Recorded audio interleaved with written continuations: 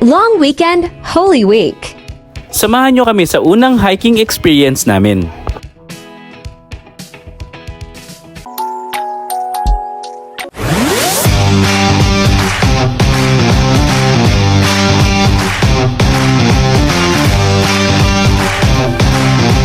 Tayo ay pupunta sa tinaguriang Mini Chocolate Hills ng Bulacan, ang Tila Pilon. Mula Baliwag, Bulacan, ang biyahe nyo is nasa 45 minutes to 1 hour.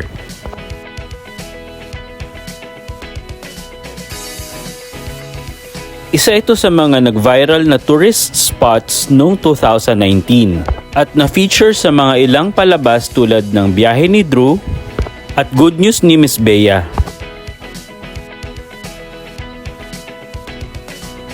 Ano nga bang ibig sabihin ng Tila Pilon? Sobrang excited kami na subukan ito kasi first time namin to, lalong-lalo na ng mga bata. Pero i-advise ko na bago kayo sumabak dito is make sure na well-rested kayo, kumpleto ang tulog, at lagi kayo may dalang tubig to stay hydrated. Ang hiking na ito is nasa 30 to 40 minutes or 3 to 4 kilometers ang haba ng trail. Ang pinaka-best na oras na pumunta dito is around 4 to 6 a.m. ng umaga. At sa baba pa lang, pwede na kayo umarkila or mag-rent ng guide nyo para samahan kayo sa hiking experience na ito.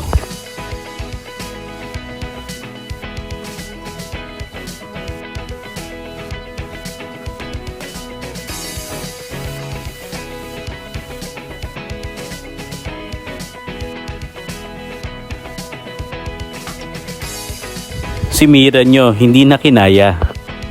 Pero itong point na to is napakalapit na namin sa tuktok ng bundok. Kung makikita nyo naman, sulit ang pagod sa ganda ng view.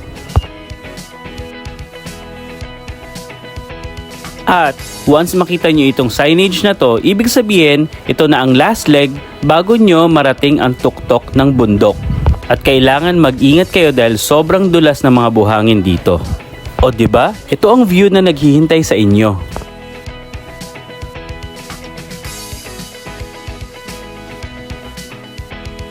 Kasama namin dito sa hiking ang bagong kalaro at pinsan ni Love at ni Baby Mira, si Baby Aya.